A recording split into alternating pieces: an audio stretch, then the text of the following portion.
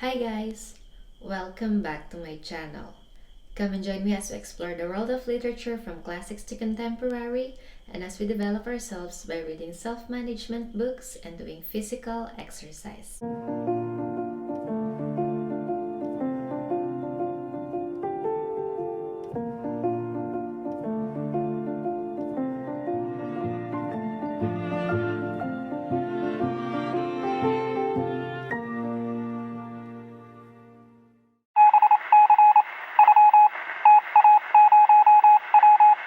I know it's been a busy month. Well, I started with The Power of Now by Eckhart Tolle.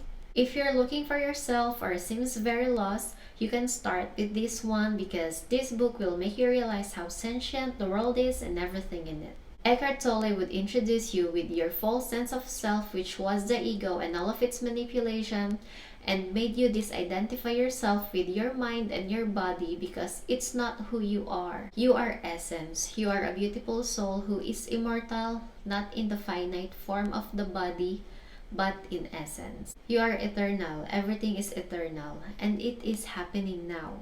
Forever is composed of eternal nows. Not yesterday, not tomorrow, but now. When you become fully alive in the present, there would be no reason to be lonely or dissatisfied. But again, when you are a Christian, you would find some of its teachings opposing Christian beliefs. I've mentioned it in my video featuring this book. I've rated it 4.5 stars because I read A New Earth first before this book.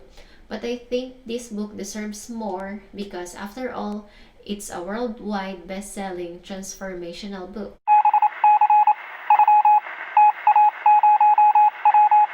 Oh my god, classics has its own charm. I am so much in love with this book. Jane Eyre by Charlotte Bronte. In my opinion, the characters were perfect in a sense that they were imperfect. What? I mean, Jane Eyre was brilliant, but she was not lovely. And Edward was so wealthy, but he was not handsome. Later on, Jane's cousin would appear who was handsome. He was so handsome. He has his blue eyes, if I remembered it correctly, but whatever. I was thinking of Captain America. So cool. But there was also something in him. He was a very religious pastor, which made him romantically unavailable with women.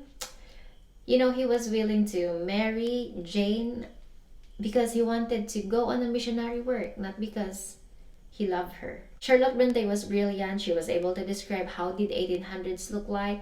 I really loved how she developed the setting, and one more thing, the darkness of the novel was so satisfying in unpredictable way. You know, just when you thought that it was surely the worst thing that could happen to you ever, suddenly situation would shift into an even more depressing things. You would want to think that death is even better. The book was so stunning, but I need a drink. I'm drinking green tea. It's so good. And then the book ended happily ever after, but you know, there's still an although because something happened to Edward, which I would not mention because spoiler free. I rated this book 5 out of 5 stars because it was so cool.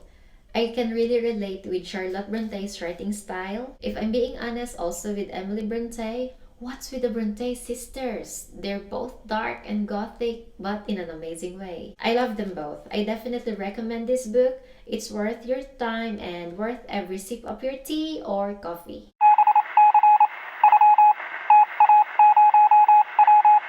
Now we're down with the next book, Cloud Atlas by David Mitchell. This book was amazing. David Mitchell was a genius, although I'm afraid it's the only book that I've read from him.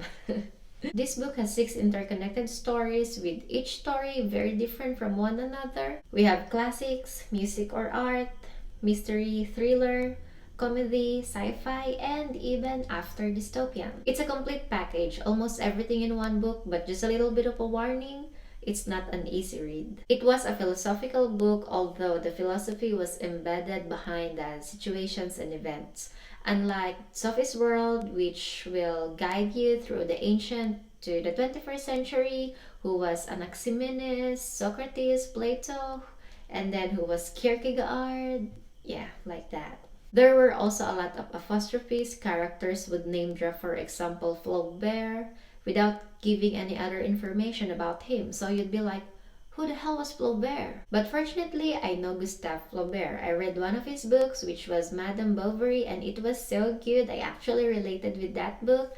But honestly, some of the writers or philosophers mentioned in this book were out of my grasp. I have to Google it. All in all, I rated this book 4.5 stars. It was well written and the narration was so good.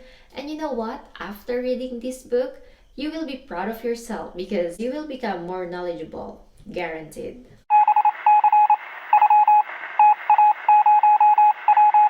So now we're here with my final book, Forever Interrupted by Taylor Jenkins Reid. I almost cried in this book, but almost meant it never happened.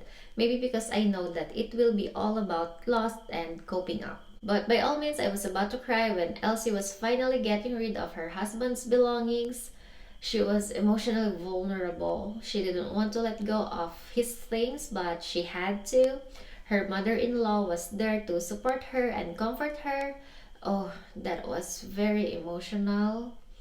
But I almost, but I didn't cry. This book had two stories, Elsie after Ben died and Elsie before he died. Ben was portrayed as an all-you-can-ask-for type of guy and Elsie was madly in love with him.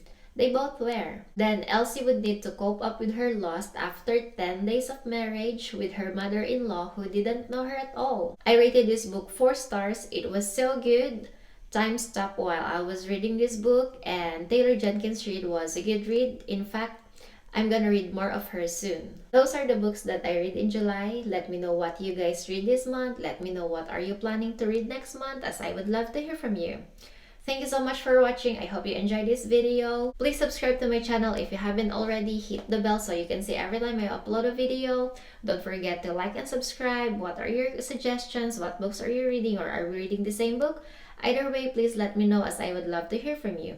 I'll see you on my next vlog. Bye!